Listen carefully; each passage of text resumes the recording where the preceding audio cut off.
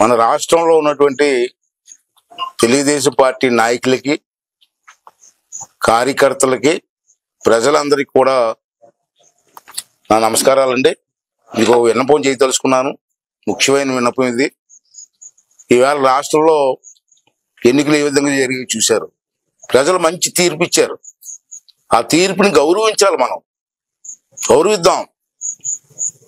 మీరందరూ కూడా ఎంతో ఉత్సాహంగా ఉన్నారు. నేను జారిపడడం చూశాను. ఇంచేతున్నారంటే ఉన్నారంటే రాష్ట్రంలో తగలబడిపోయింది. ఎన్నో హింసించారు. పోలీసుల దగ్గర నుంచి అందరూ కూడా నానా కేసులు పెట్టి హింసించారు. ఎంతో మందిని చంపేశారు. నాలాంటి వాళ్ళ మీద ఎంతో మంది మీద కేసులు పెట్టారు. కొంతమందిని అయితే ఇంటింటికి వెళ్ళి చంపేశారు కూడా. దౌర్జన్యాలు చేశారు. ఇల్లులు తగలబెట్టారు. ఎస్సీ, బీసీ, ఎస్టీ అని చూడకుండా అనేక కేసులు పెట్టారు. ఆ బాధ మనకుంది. మీ అందరికీ బాధ ఉంది. నేను కాదన్నాం. దాన్ని ప్రతీకారం తీర్చుకోవాల్సిన అవసరం కూడా మనకుంది. తీర్చుకుందాం. అది చట్టపరంగా తీసుకుందాం. నేను వదిలిపెట్టను. చంద్రబాబు నాయుడు వదిలిపెట్టినా నేను వదలను. మన మీద ఎవరైతే కేసులు పెట్టారో, మన కార్యకర్తల మీద ఎవరైతే దౌర్జన్యం చేశారో వాళ్ళందరినీ కూడా కటకటాల పంపిస్తాం. అవసరమైతే వాళ్ళు చర్య తీసుకుంటారు. దాన్ని వదిలిపెట్టే ప్రసక్తి లేదు. ఎంత పెద్దోడైనా. విశాఖపట్నంలో భూములు దోపిడీ చేశారు. ఆ భూములు కూడా వదిలిపెట్టే ప్రసక్తి లేదు. ఎంత పెద్దోడైనా, ఐఏఎస్ ఆఫీసర్ అయినా, ఎవడైనా ప్రభుత్వ భూముల్ని, ప్రజల ఆస్తుల్ని ఎంత విచ్చలవిడి దోపిడీ చేశాడో ఆ సైకోగాడు రెడ్డిగాడు ఒకడు ఉన్నాడు, విజయసాయి రెడ్డి. ఆన్ని కూడా వదలలేను. జ్యుడిషియల్ ఎంక్వైరీ వేసి వాళ్ళందరినీ కటకటాలకు పంపించి ఏర్పాటు చేస్తాను.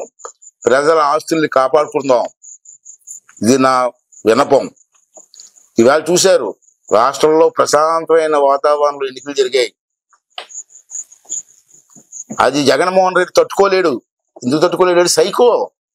ఈ పాటికి ఇంట్లో టీవీలో బదలకొలిసి ఉంటారు శుభ్రంగా. Psycho mentality. అయినా మనం రెచ్చిపోకూడదు. వాడిని మనం రెచ్చగొట్టడానికి చూస్తున్నాడు.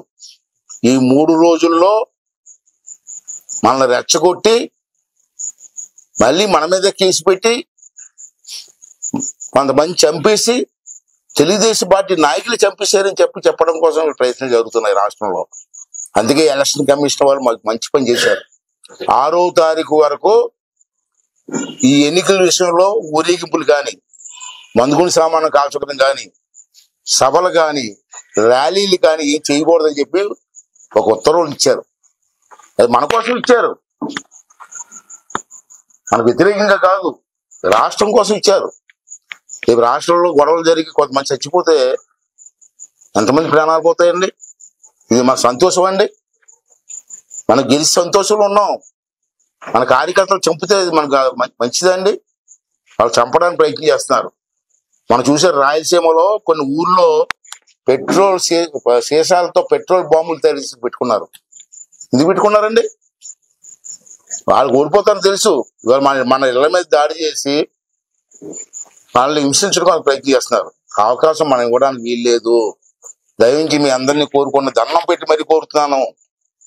6వ తారీఖు వరకు మీరు ఎక్కడా కూడా ర్యాలీలు తీయొద్దు. ఎవరితో గొడవలు పడవద్దు. దయించి ఎక్కడా కూడా మందుగుని సామాను కాల్చొద్దు. సభలు పెట్టొద్దు. రేపు 9వ తారీఖు చంద్రబాబు నాయుడు గారు ముఖ్యమంత్రిగా ప్రమాణ స్వీకారం చేస్తున్నారు. అప్పుడు వరకు ఓపిక పట్టండి.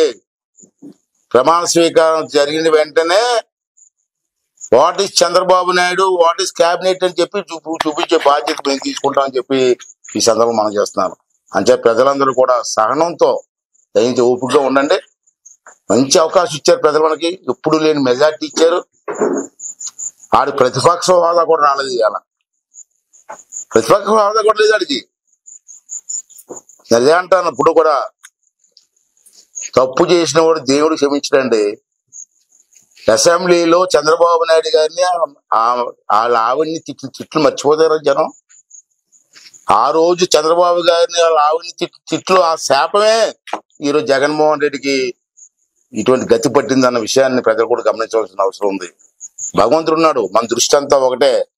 రాష్ట్రాన్ని బాగు చేయడం, ప్రజలకు అండగా ఉండడం, ప్రజలకు మేలు చేయడం. అని చెప్పి ప్రజలందరినీ, కార్యకర్తలందరినీ కూడా సహనం వహించండి, తొందరపడద్దు. ఎవడన్నా ఏమైనా సరే 9వ తారీఖు వరకు వెయిట్ చేయండి. 9వ తారీఖు తర్వాత ఏం జరుగుతుందో చూడండి. అంతవరకు అందరూ కూడా సహనంగా ఉండమని చెప్పి మీ ద్వారా రాష్ట్రంలో ప్రధానికానికి, కార్యకర్తలకు అందరికీ కూడా మనం చేసుకున్నాను.